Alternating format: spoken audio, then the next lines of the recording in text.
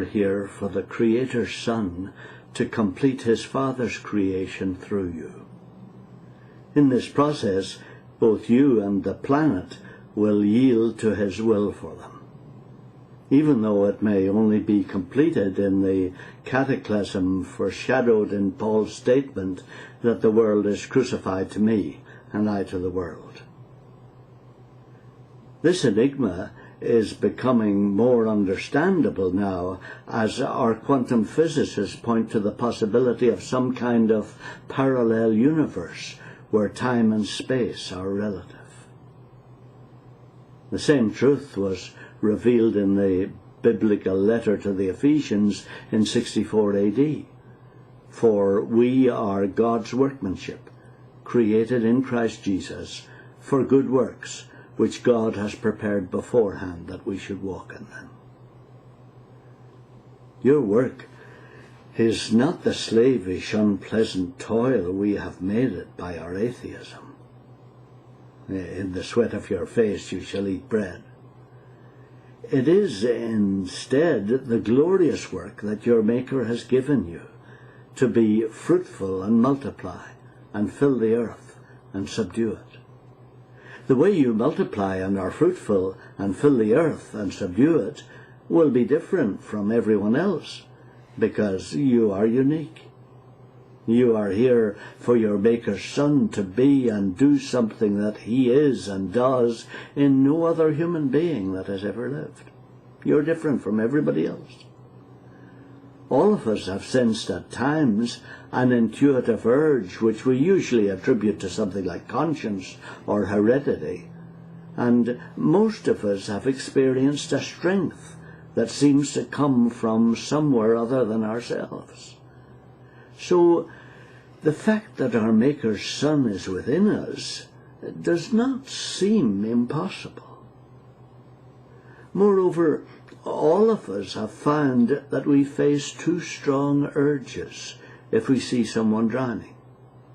An urge to dive in and save, but also an urge not to risk our own lives. This is the meaning and purpose of our existence and the works we are given to do. Either we let God's Son live in us, or we crucify him and become his enemy. Because of our self-centeredness, we easily misinterpret Christ's Spirit within us as our socially formed conscience, or we see our desire to avoid danger as simply self-preservation. But actually, it is our nature becoming increasingly warped out of shape until it is utterly carnal and dominated by the world around us. The enemy outside overcomes the friend inside, so that we cannot do the good we want, but instead do what we do not want. The more we struggle to free ourselves, the more we sink in our own selfishness. Only our Maker's Son within us can free us by his activity.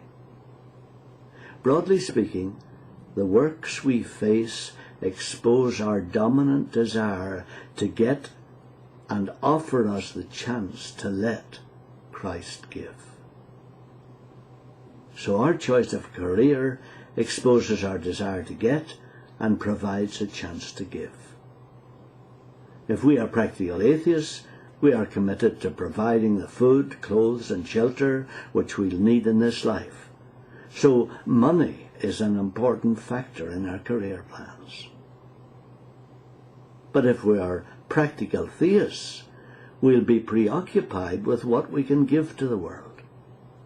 As we pursue our training and our career, our nature becomes increasingly warped out of shape, or becomes increasingly shaped by the Spirit of our Creator within us, while our needs are met incidentally, along with many of our wants.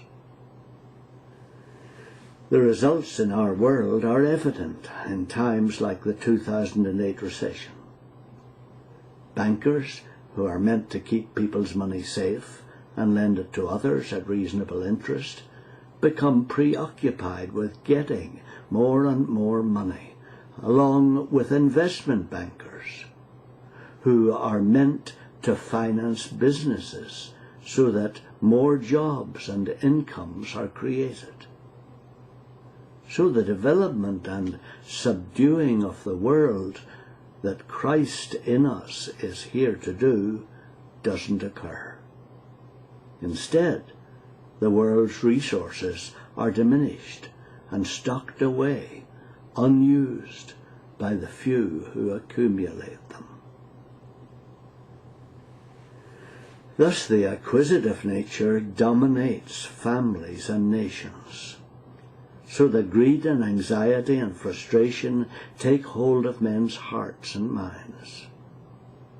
The result is a society and world that becomes increasingly comatose and moribund and lacks the lively activity of the Maker's Son and his brothers and sisters. It all starts or turns around with you and me.